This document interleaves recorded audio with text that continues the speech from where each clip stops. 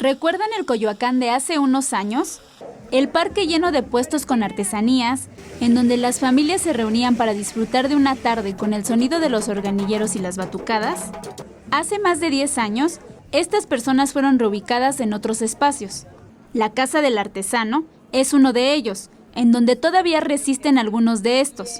Sin embargo, esta reubicación afectó gravemente sus ventas, y los locatarios acusan que desde ese tiempo han sido discriminados y poco apoyados por las autoridades de la alcaldía Coyoacán.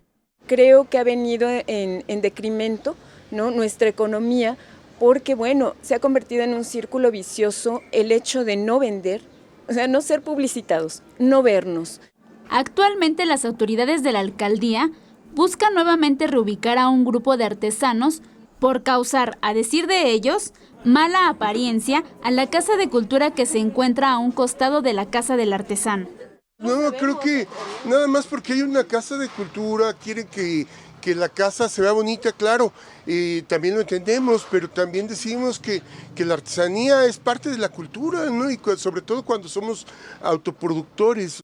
Hasta el momento, estos artesanos presentaron una petición firmada por todos los vendedores de la Casa del Artesano para no ser reubicados. La reestructuración de estos espacios no toca de ninguna forma la casa. La casa sí está catalogada no por el INBA, por Bellas Artes, como un inmueble bello, es de los 30, pero no la tocamos nosotros en ningún momento, está separado de la casa, no le hacemos daño, entonces pensamos que la cultura la artesanía es parte de la cultura y se nos debe respetar. Con imágenes de Jorge Barajas, Gloria López, 21 Noticias.